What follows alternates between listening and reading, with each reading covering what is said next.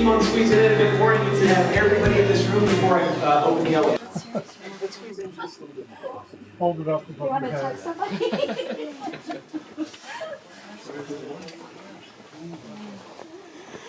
Stairs are coming. Unfortunately, sometimes people feel sick, which is why we have the trash cans here.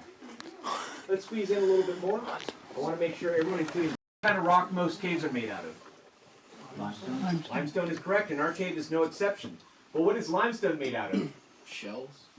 Well, that was more specific than I was looking for, but you're absolutely correct. It's made out of seashells, and those seashells are made out of calcium. In the same way that the hard parts of our bodies are made out of calcium, so are the hard parts of other kinds of animals, including things like clams, brachiopods, corals. And we know that our cave was made out of that stuff because in some parts of the cave we can actually find their fossils.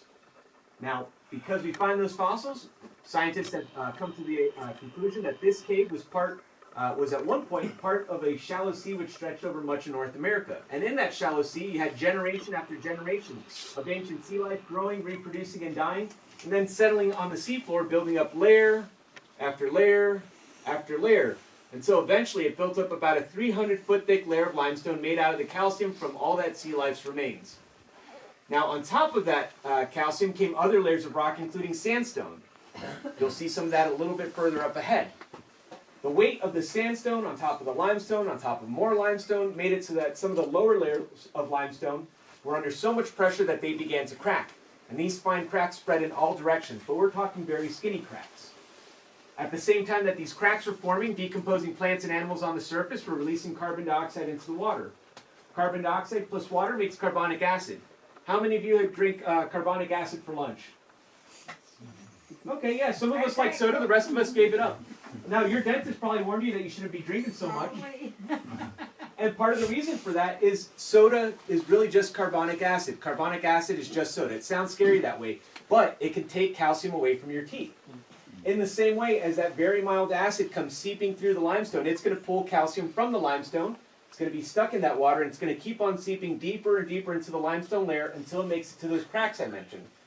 That calcium-rich water is going to settle in those cracks, fill it up like a mold, and form a new mineral called calcite. At this point, we don't have a cave, but we do have about a 300-foot thick layer of limestone with lots of calcite spread throughout it. To get to the cave formation, we're going to have to fast forward. Now, there's different interpretations of the timeline, but we believe the seafloor was here around 330 millions of years ago. Now we're talking the relatively recent past of only about 50 to 70 million years ago, practically yesterday. Around that time, what we believe happened is the Black Hills were formed with the uplift of the granite that you see at the center of the Black Hills. That granite that you see at places like Black Elk Peak and the Cathedral Spires, Crazy Horse, and Mount Rushmore, that granite was once beneath our limestone. But as it got pushed up into the limestone, it lifted us from sea level to about 4,000 feet elevation. As it's pushing up, it's forming big cracks in the ceiling, and we'll be able to see those cracks throughout the tour. We're going to be following a lot of those cracks as we move through the cave. These cracks didn't just break through the sandstone layer, but also through, the limestone and the sandstone both, making it easier for water to seep down into the cave. Not just seeping, but now flowing, washing away a lot of the limestone, making big open rooms like the one we're in now. As it's washing away the limestone, it's revealing the calcite which was trapped within the limestone, and that's what we see above our heads here. Does anyone know what this feature above us is called? Boxwork is correct. And boxwork is one of the rarest cave formations on the planet. 95% of the world's boxwork is found right here in Wind Cave. Most of the remaining boxwork is going to be scattered around the Black Hills, so it's a very, very, very rare cave formation. But we can see a lot of it all throughout the entirety of the tour. Now, this is older than the cave itself. This formed before we had a cave. It was just trapped within the limestone before the cave itself formed. Typically, when we go into caves, what kind of formations are we looking for? How many stalactites? This is my favorite tour The only tour I have more fun on is the falling tour, but I like the scenery here. I like the geology here better. When is the crawling tour offered itself today? It wasn't. We'll start offering it again on June 18th. We're still doing some training. On Tuesday, I'm going to be bringing down all the new staff to that route. But we've been working on training 3 new staff so far. They're going to help train some more staff. And I'm sorry, they're not new staff. They're just new to that route. Yeah. We don't send people down that until we feel very confident they can do it. So there's no water in the cave?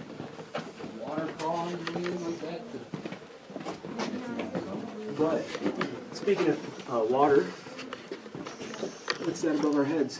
You see those impressions? Yeah. Look kind of like seashells. So when I talk about this being made of the fossilized remains of ancient sea life, this is what we're talking about.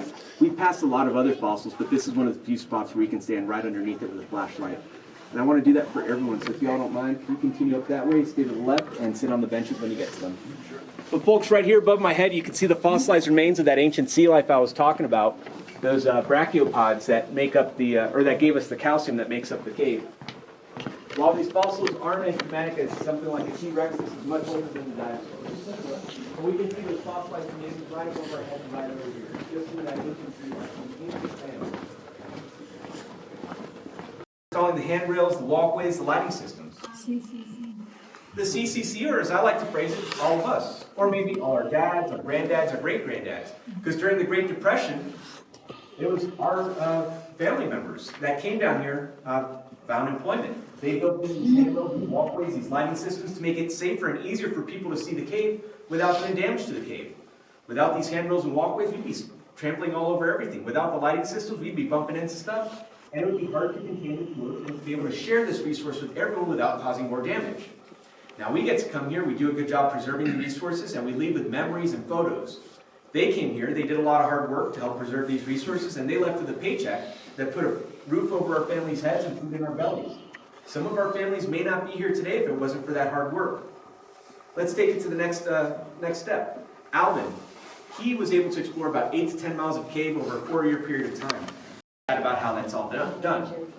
Now that being said, I'm going to turn the lights back on so we get to see this a little bit better.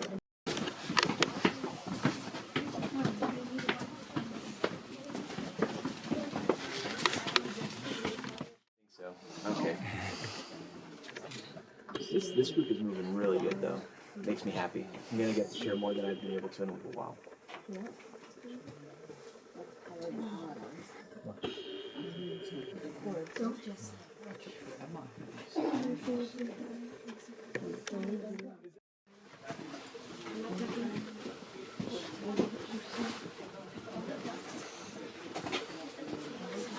Low ceiling.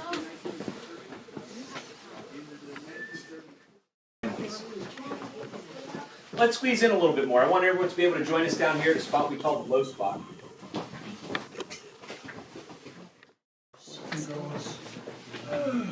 Nope. Want me to give you a boost so you can find out? Someone's probably been up there and looked, I'm guessing. If you see a reflective tag, they definitely have. That's a survey marker, but I'm not sure if there's one over that way. Yeah. You'll sometimes see those little reflective tags around. Those are all over the place, but something like that, they may have, but there's so many easier places to go. That slightly more modern technology, but moving forward, we're hoping to change that. Now, the reason I wanted to stop here at what we call the low spot, about 209 feet below the Earth's surface, the lowest stop of our tour, is because this is a great place to share the Lakota emergence story. Now, their emergence story is basically the story of the first people. And different cultures all over the world have their own stories of the first people, of creation. And they usually start with the Creator preparing the earth by placing different plants and animals on the surface. Now, in the Lakota tradition, while the Creator was busy doing all that stuff, preparing the surface for the people, they lived deep below the Earth's surface, through these passageways, even deeper and further down than we are, in the Spirit Lodge. When they were living down there as spirits, there were 2 spirits that were banished to the surface because they were causing too much trouble. There was Iktomi the trickster, and Anagite, the double-faced woman.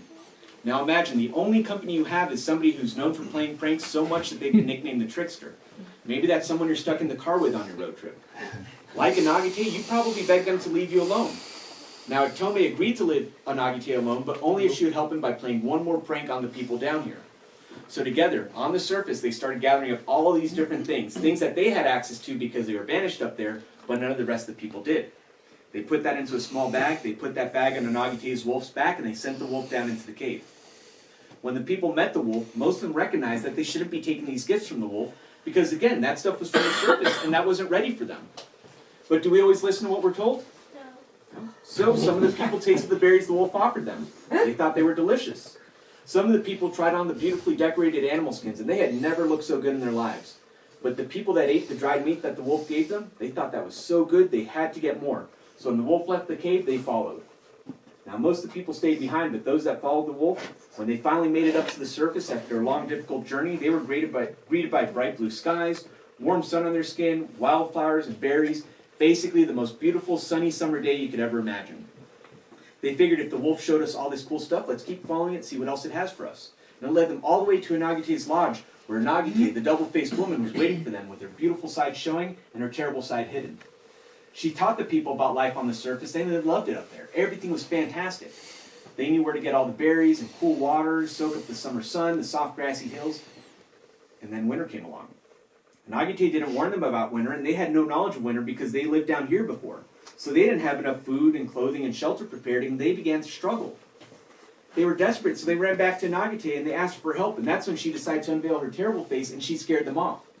The people went running back to the entrance of the cave, hoping to go back to where they knew they would be safe. When they made it there, they found that Iktomi, the trickster, blocked the entrance, and now they're stranded. So they were stuck sitting right outside the natural entrance, crying, when the Creator heard them and came down to find out what's going on.